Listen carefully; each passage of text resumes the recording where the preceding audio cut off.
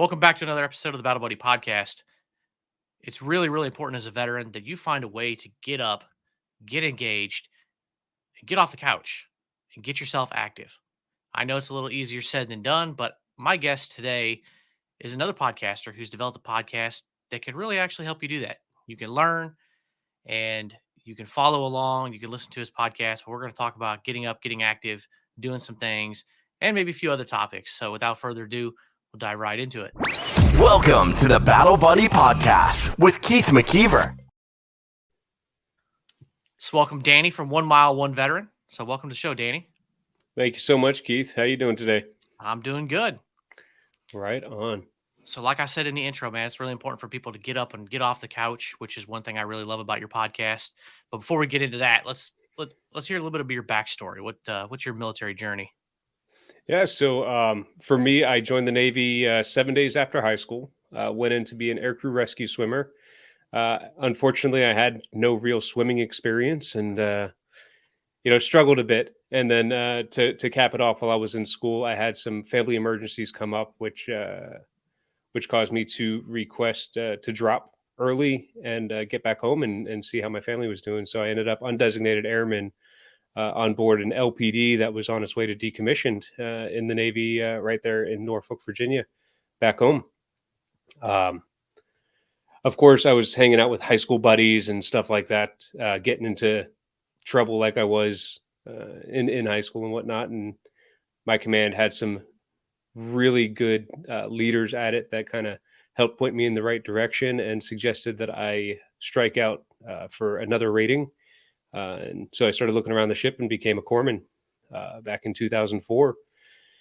While I was in Corps School, I didn't really know much about the rating or what we did other than it was medical and we get stationed with Marines. So I asked to go out to Hawaii where 3rd Marine Regiment was, and got stationed out there September 30th, 2004. And I was in Afghanistan by November 6th. So about 5 weeks later, I was on my first deployment, fresh out of training, and didn't really have a chance to know my guys, but I was there with the line company, Lima 33, and we did 7 months in Afghanistan. After that, came back, picked up rank, and got asked to go be part of a military transition team, training the Iraqi army out of Haditha.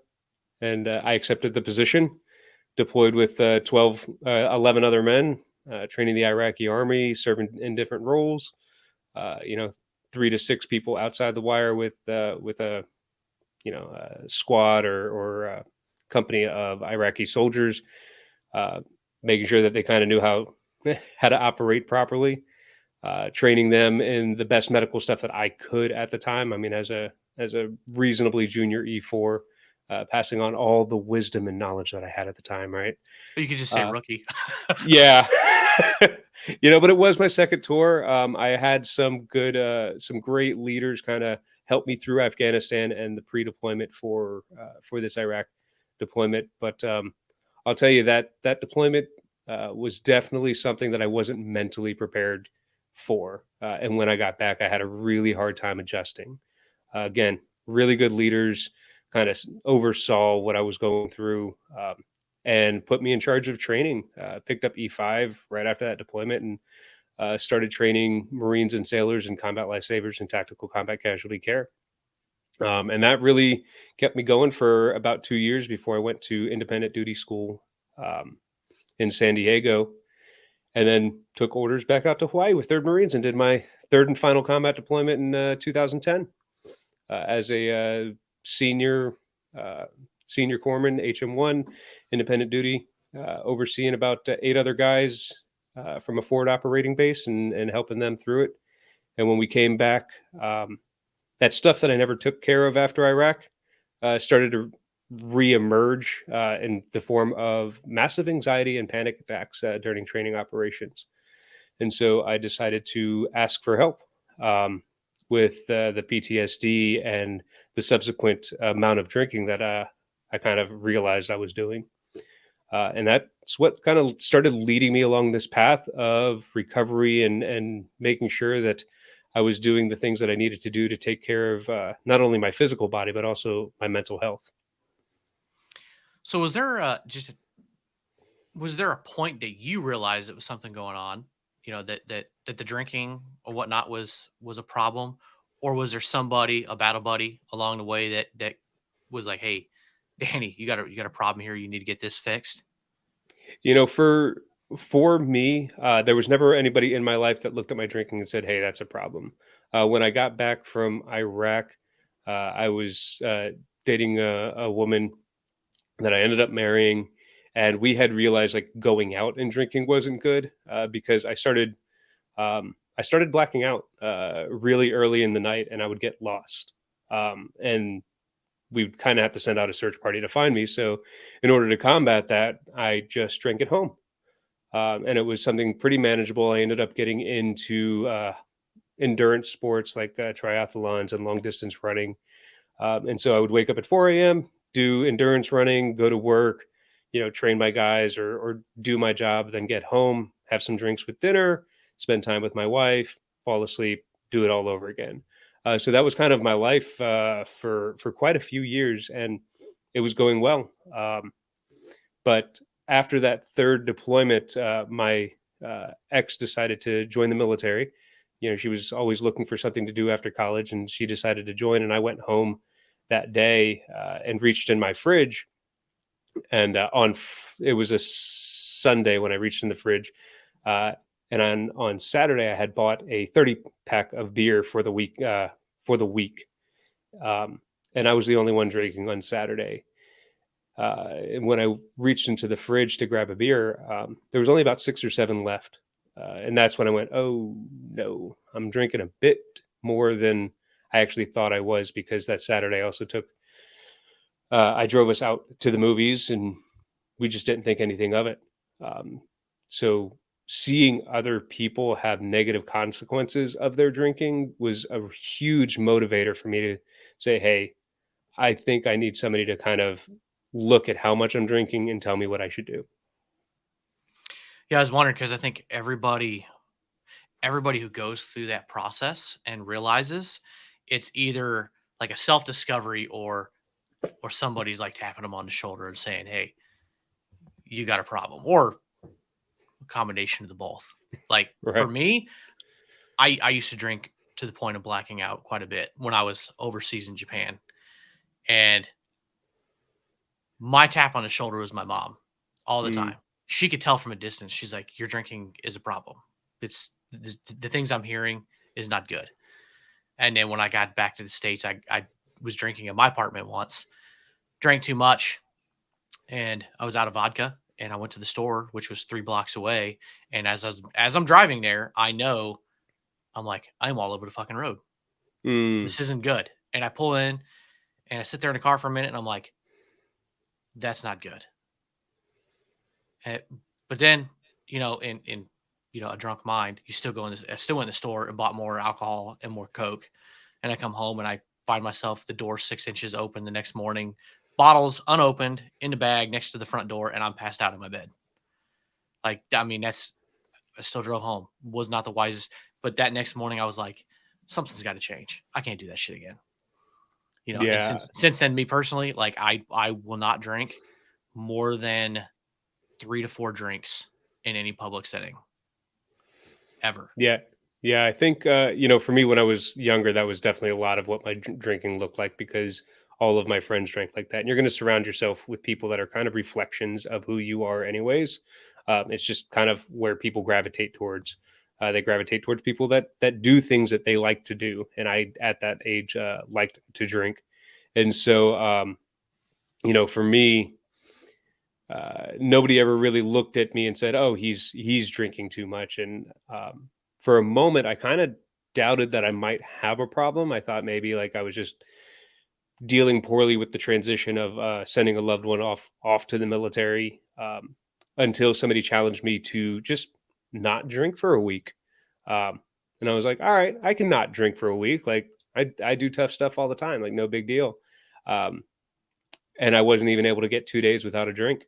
And that's when I was just like, okay, there's something to this, and something needs to change. I think there's also something. Go get your 2 cents on this. I think Hmm. there's something also too to the military culture of the high stress, the high tempo, the the work hard, play hard mentality, if you will, of like we all know a lot of people in service drink a lot. Hmm. It's just what you do. You work hard, you play hard. You train all week, you go cut loose on the weekend. Not saying it's a necessarily good thing or a healthy thing, but it's just what happens. It's like that's a, dare I say, timeless tradition. It's been happening forever, but that kind of a culture may not be a problem for 90% of people, but for 10%, let's just say that's a problem. What do you think? Absolutely. Obviously, there's something to be said of peer pressure, assimilation, or whatever. Especially within the Navy, people talk about being able to drink like a sailor. It's part of the heritage. I mean, for crying out loud, I went to go serve with the Marines that was formed in a tavern. So That's drinking a good has point. always right, like drinking is a part of American culture. I mean, even in the 20s during Prohibition, we fought so hard to get those bills turned back over so that we can drink freely. Um, we try to make laws that restrict it, but all in all, drinking is a huge part of our culture. Unfortunately, for people like me, like I've always just kind of been an all or nothing person. So if I drink, I'm going to drink. Like I remember, my favorite drinks was like I would grab a glass of tequila and a side of a beer. Like I just didn't hold back, and I don't hold back in most areas of my life. And it's part of the reason that, we quit our jobs and sold our house to go do this podcast because I don't know how to drive 45. Like it's 0 to 60.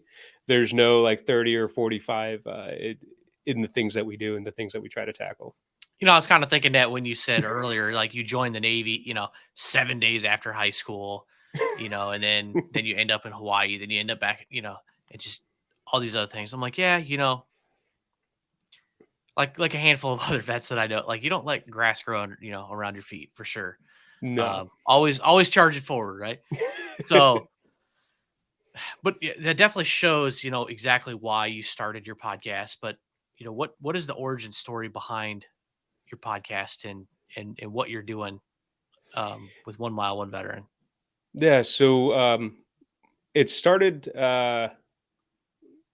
The origin probably started Super Bowl week in 2020. So pre-pandemic stuff. Um, Just barely. yeah, just barely pre-pandemic. I mean, I had no clue that it was coming because I usually pay attention to like what's going on 6 inches in front of my face. You can tell me something's coming down the pipeline, and it's not until it like almost smacks me in the nose that I actually realize that it's upon me. Um, but I was fresh out of a round of therapy, um, and my wife and I were invited to a friend's daughter's 1 year birthday party. And I just decided not to go Friday night just because I had a long day at work and I didn't feel like going out and kind of being on in front of a bunch of people. I was already on all day. I just needed some time to kind of decompress. But that night, um, for the first time in almost 10 years, uh, I started planning my death again.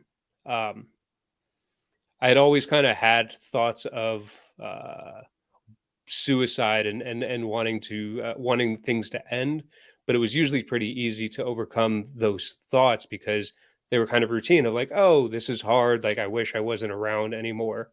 And I would be able to kind of just tell my wife like I'm just not in a good headspace. The thoughts are there, and so I'm going to go out on a run, or I'm going to get some sleep, or I'm just going to kind of let my mind reboot so that I can be in a better mood tomorrow. No big deal. And so I started to treat it like that. I was like, all right, this is no big deal. Let me, eat some dinner. Let me put on one of my favorite movies, or get some exercise and then get to bed, so that I can wake up in the morning and go to church. No big deal. Unfortunately, that night it progressed into the planning phase and planning and practice for the next time that I had some alone time, and that started to scare me because I hadn't gone that far um, in that direction for almost 10 years, and I say that because 10 years was kind of when I asked for help, and I was told that I was going to have to start making arrangements for another career, which was just something completely unexpected. Um, and I had a tremendous amount of support surrounding me then to make sure that that transition happened smoothly. Um, but it's still, it took an emotional toll. So, anyways, um, the planning progressing, and then um, into the practicing and stuff like that. And I ended up going to bed because I refused to. I refused to visually traumatize my wife. And I was like, all right, let me get to bed. You my wife will be home soon, and then I'll wake up and be refreshed and no big deal. Unfortunately, when I woke up and went to church, like the thoughts just persisted. The planning continued, and that was getting really, really scary for me. And I was starting to feel ashamed. I was feeling ashamed because I was so open with my church and my family about my mental health and PTSD and depression and stuff like that. Uh, that I didn't think that these thoughts uh, or actions would have progressed to the point that they had. And I started feeling a lot of guilt. So my wife and I walked home from church, and I sat her down on the couch and I was like, "Look, I have to tell you what's going on." And I just kind of laid out what had happened the night before and into the morning. Um, and immediately I felt immediate relief. Like the persistent thoughts, the plans, everything ceased in an instant because I shared with her. And I tell people, part of the ability to tell somebody, depression or suicidal thoughts is like having an enemy sneaking around your head, trying to find their way in, and they only get stronger the more that the more that they're kept secret because they can just kind of snoop around and live in the dark. But as soon as you shine a light in that area, they'll flee. Um, I'll look at scripture and stuff like that for myself and say like there's his there's historical wisdom that teaches us that confession um, solves problems. It solves problems in people's lives, like not just spiritually, but also in a real sense. And so, as soon as I told her, I felt immediate relief. Um, she had to process what was going on, and she ended up doing the right things, calling the crisis line and stuff like that, utilizing the tools that she had been developing over the last 8 years of our relationship, just to make sure that she knew that she was progressing in supporting me in the appropriate way. Um, and so that was kind of the catalyst for something needs to be done in my life, and also the fact that the things that I had learned over the last 8 years, 10 years, had actually saved my life over the course of a weekend.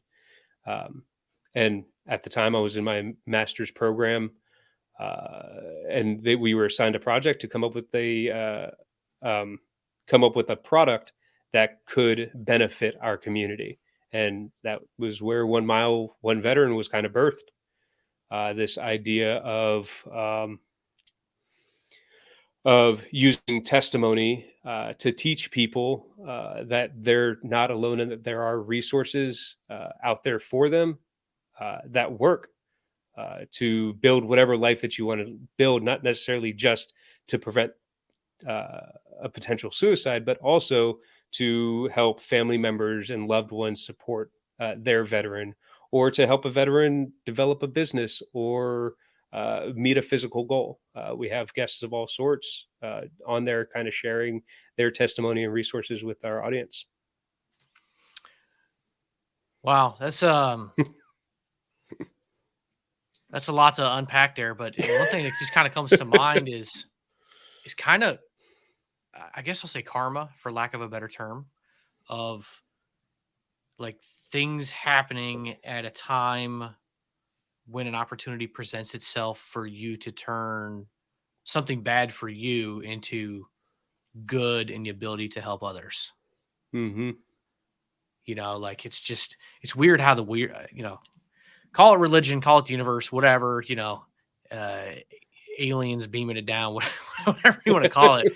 Like, it's just weird how sometimes just the universe just does things like that, where just, things just line up where it just doesn't seem to be in the right order. Things don't seem to be happening right, but then just like this opportunity presents itself. And so that's awesome that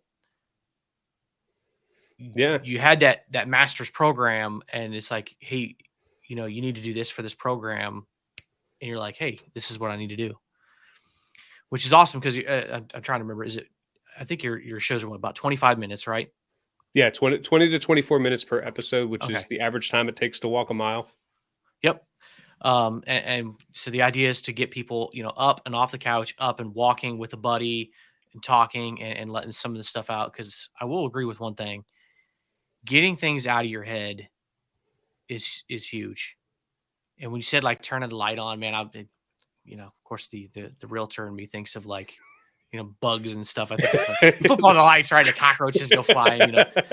But it's like, yes, it's true. Like when you get the thoughts out of your head, you have to get them out of your head. Like Absolutely. like all the thoughts, right? I'm not, not even bad thoughts. Like,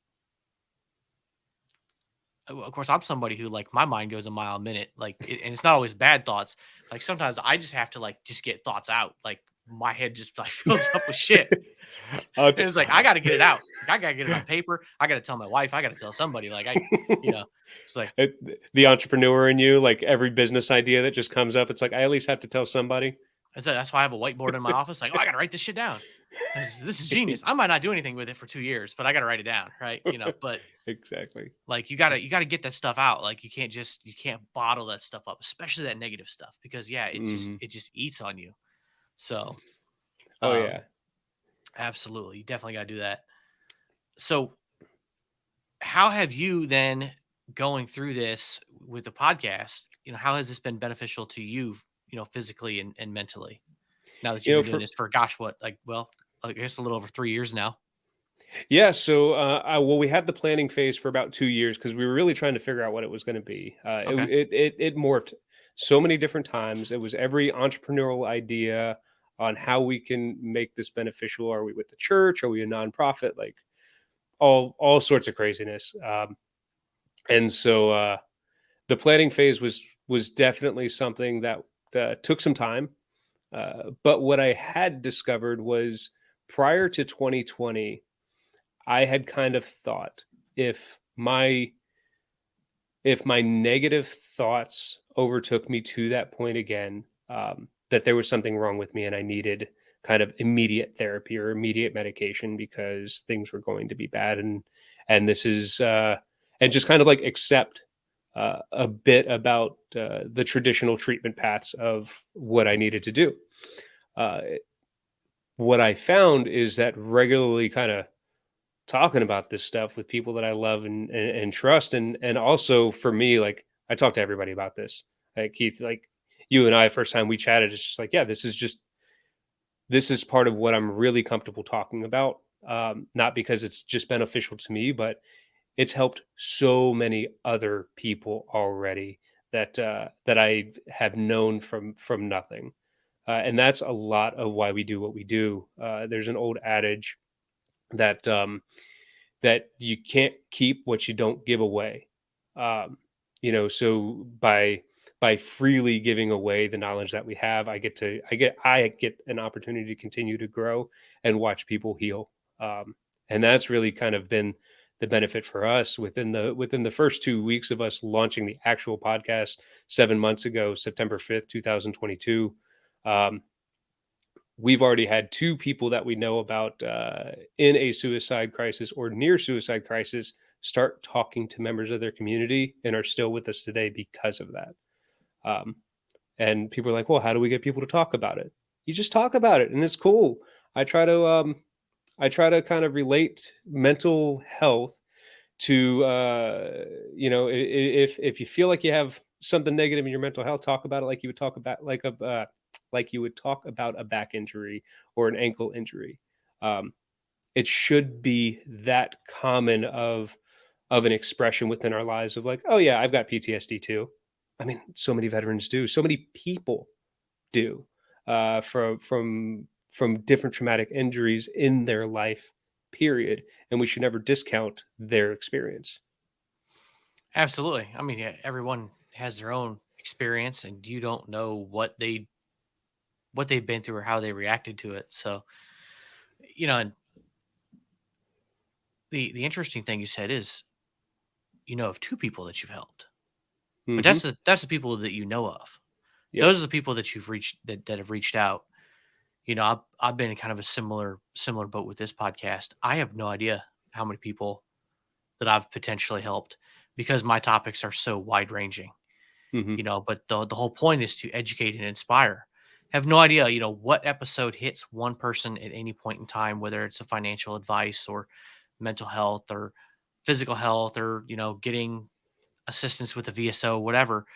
Like the whole point is just sharing the knowledge to just help other people just make their life a little bit better, a little bit easier. Just life sucks. Life is hard. We all know that. And if we could just do a better job as a veteran community of just making it a little bit easier for each other and just help each other out, like we need to always go back and remember that we are a family, Hmm. a very large family, but yet very small in general population. But like we should just be helping each other out as much as we can.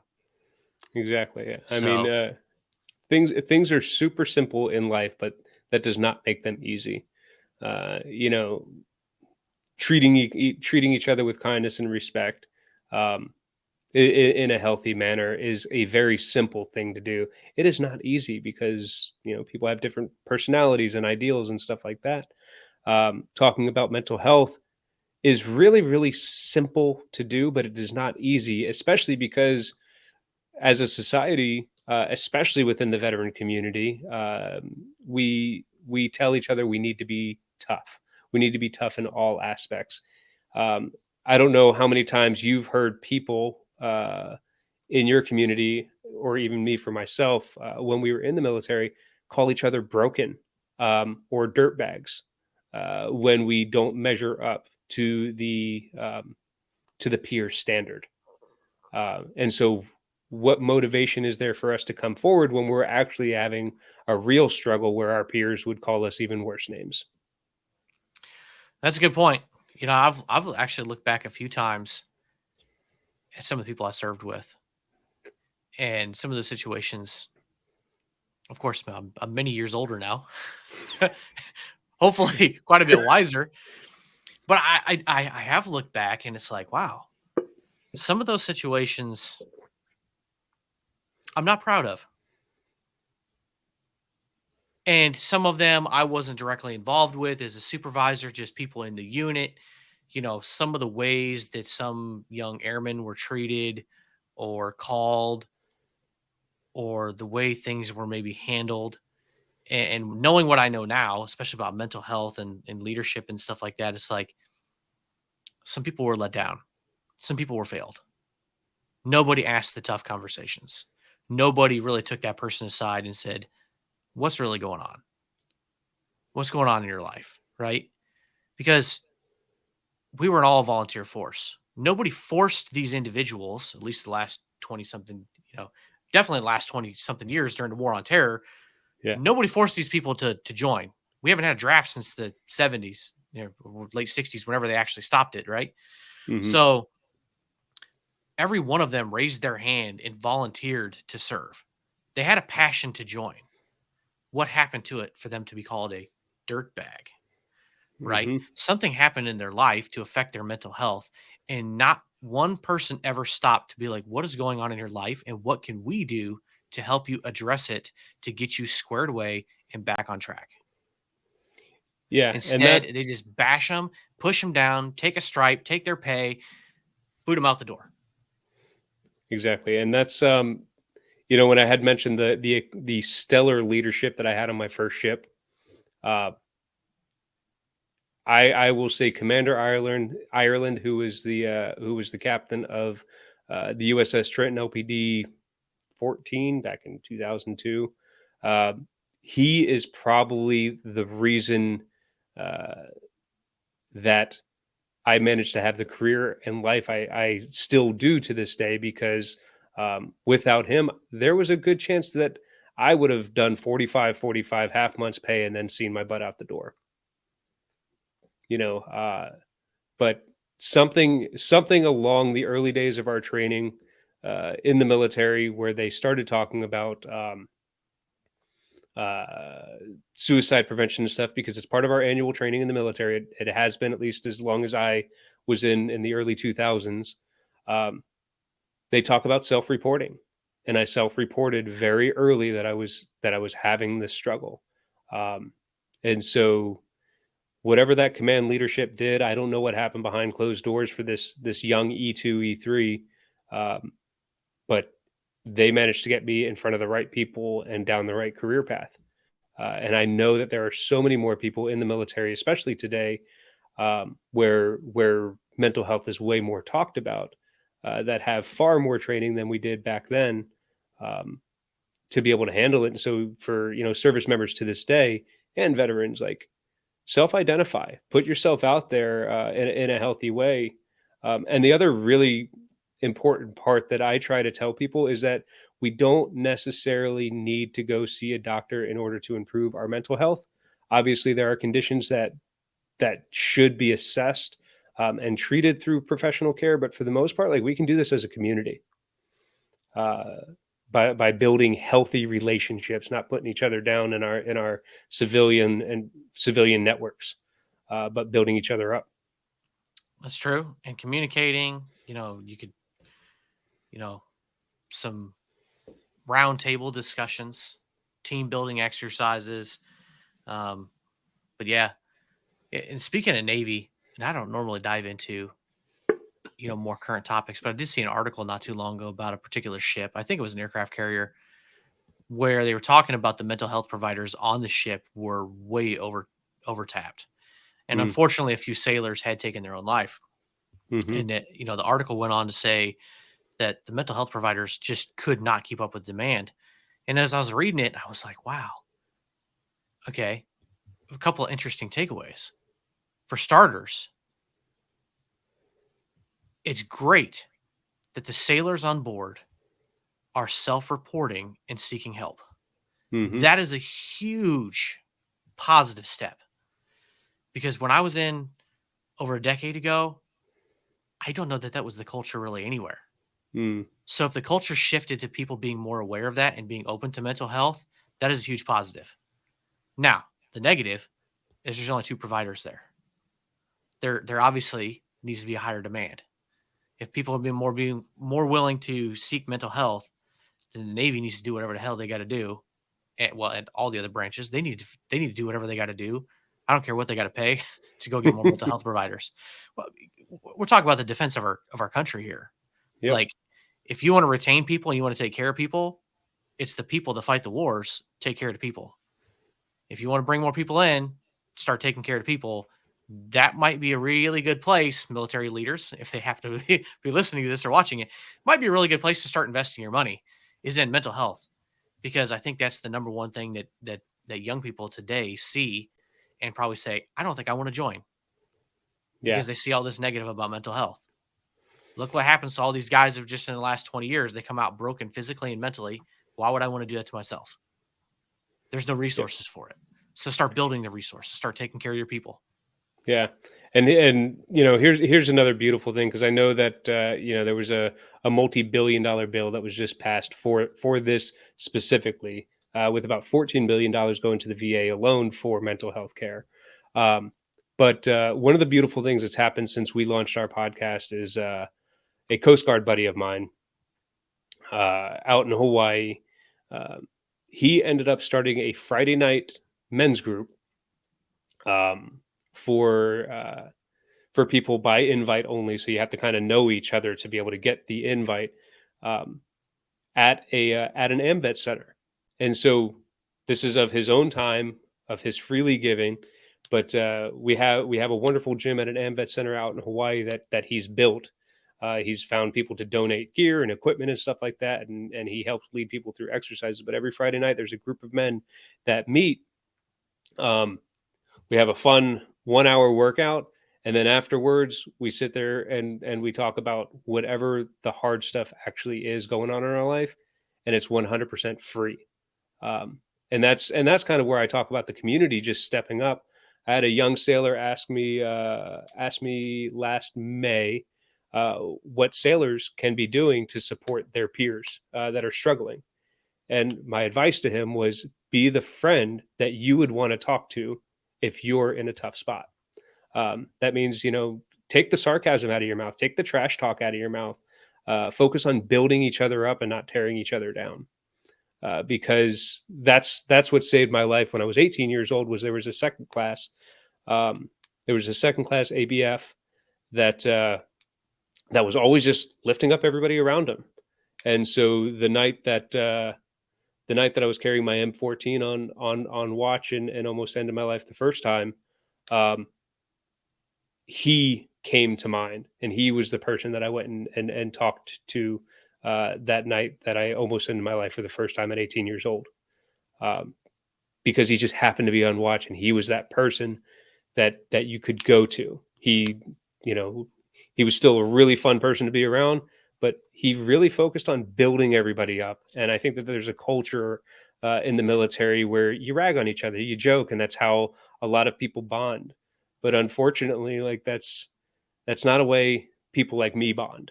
I don't bond by tearing you down. I engage in fun activities, and so I would just also encourage until the government can get things right and we have all the resources in play. Like there are people within their own community that can take those steps to making things right. I mean, you can still have a little bit of that fun, but Yep. without tearing people down, right? I mean, you can still Hmm. joke and have fun, but you don't have to.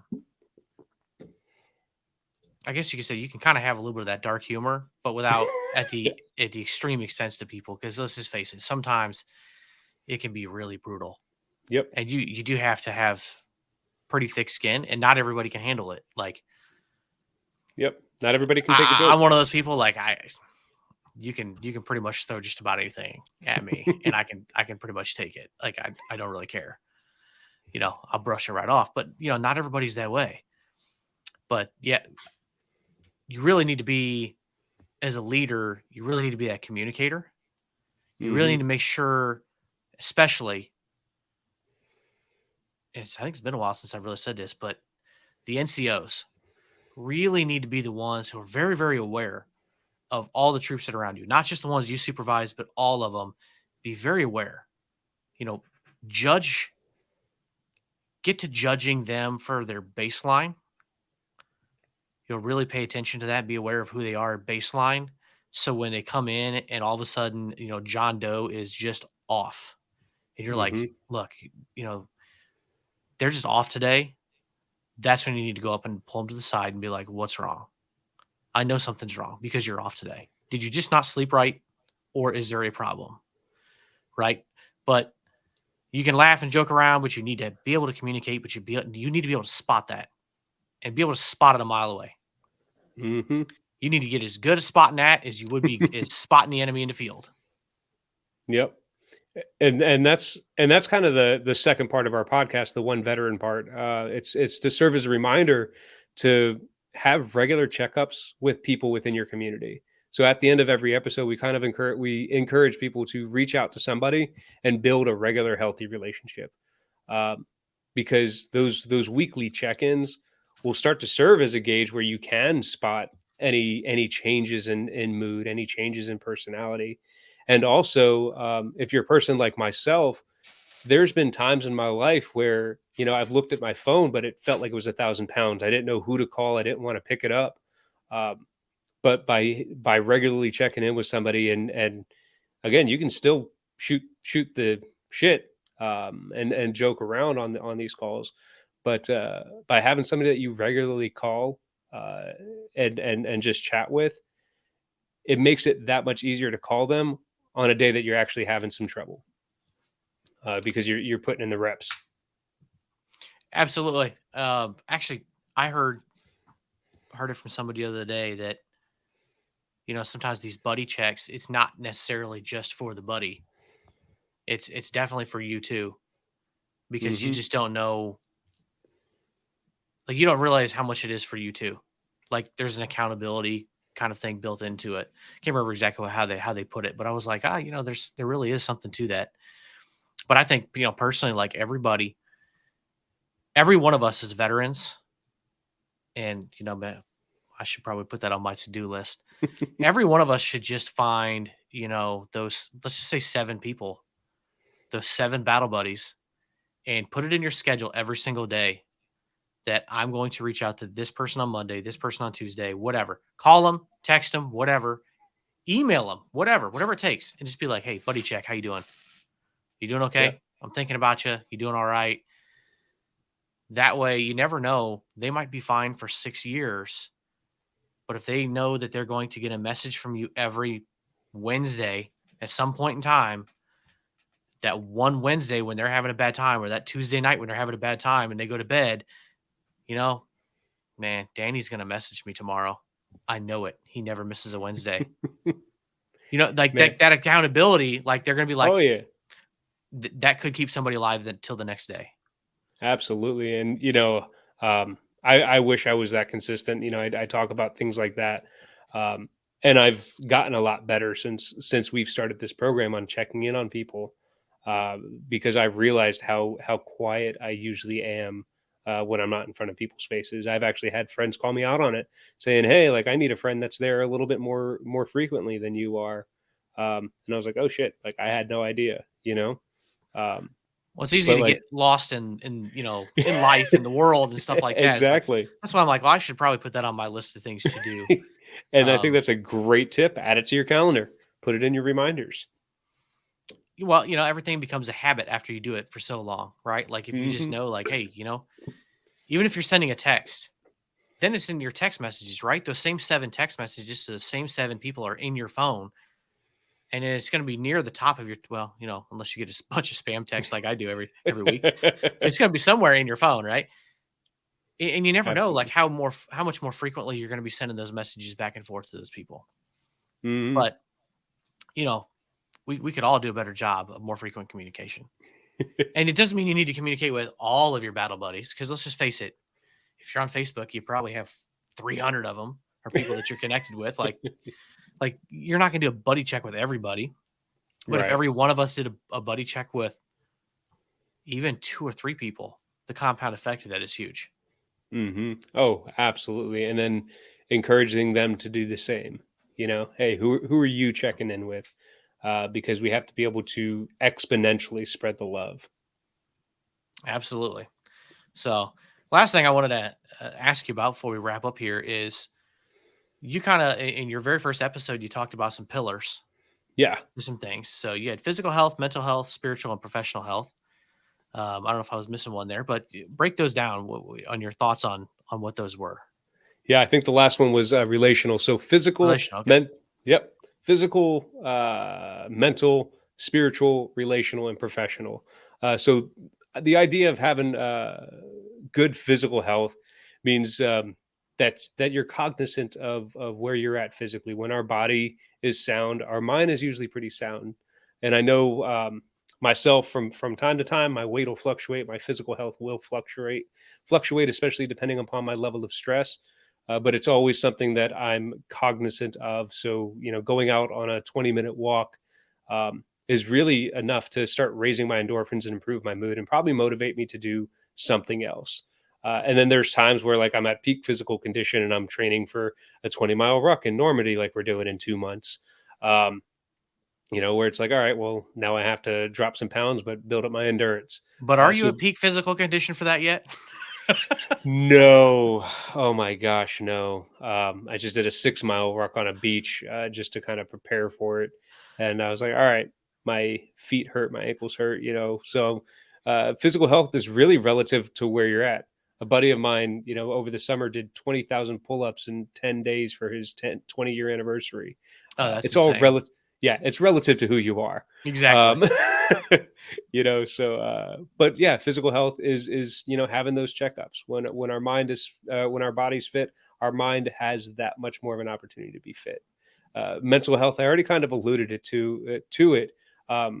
It's always nice to have a counselor that we can kind of check in with to make sure that we're heading in the right direction, or that we have the tools, especially if you've never been to counseling. Like, let somebody much smarter than yourself, that's trained and experienced in mental health, kind of start to equip you with the tools needed to live life on life's terms. This could be the way that you deal with problems. This could be the way that you think about yourself or your place in the world. Um, and then for those that actually need further care and medications, this is an opportunity to talk to them about your medical needs in those arenas. But mental health is really, taking that time to carve out space for yourself, for healthy conversations, healthy reflection, journaling, that kind of stuff. We can do a lot of things to take care of our mental health, but just having a routine for it is going to be crucial in life. Spiritual health. I am a religious person. I eventually came back to God in my late 20s or early 30s. Um, but spiritual health doesn't necessarily mean that you have a relationship with God. It's that you acknowledge that there's something out there bigger than yourself. Stop looking at ourselves as the center of the universe, and acknowledge that there's a higher power, a higher purpose for life than just making it, to the dinner table, making it to your 60s, or making it to retirement. That's a very self-centered way of living. And if we all lived in a self-centered way, our society may end up crumbling. But also, for the most part, especially for veterans who were given such a high purpose of a high purpose or calling when we joined and went through boot camp, and kind of dedicated our lives, being willing to lay it down for the better good of our country. Um, it's really important that we continue to have a purpose that's beyond ourselves. Um, Relational health is kind of self-explanatory, but make sure that we're having healthy relationships with healthy people. I know that we all want to kind of take care of everybody, but to be honest, there's some people that um, we could limit our contact with because they're not helping build us up. They're trying to drag us down to their level. Or But cut we're, them out of your life completely yeah, or cut them out of your life, depending on sometimes. who. Yeah, especially depending on who they are. There are people for me um, that they know exactly where I stand. They know that I will always love them, um, but there's definitely boundaries that we don't cross in our relationship, and that's for my benefit, so that I can continue to love them without hurting myself.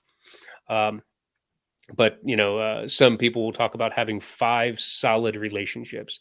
Somebody that's kind of a mentor in our life, that we maintain a positive relationship, that's kind of been there and knows a little bit better. We have 2 buddies on our side, 2 or 3 buddies that we can kind of walk through life with, and share those struggles with, and then somebody that we're helping bring up as well, that we're pouring into. And that's kind of how I like to build my relationships. Is like, most of my decisions I don't make. I run them by a council of people that I trust, that are way smarter than me and that have been there before.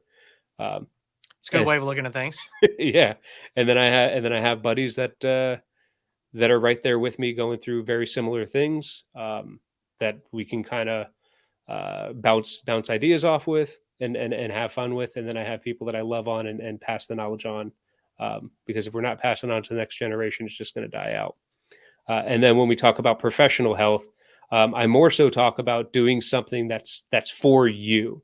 So I understand that some people, their professional job may not be one that they're 100% dedicated to in terms of like purpose, or joy, but it's a necessity of life.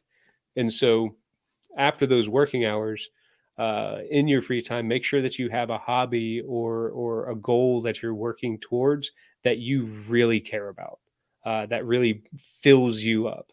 Um, and then hopefully one day that can turn into, what you do full time, if that's what you want to I couldn't agree more with that one. do. Yeah.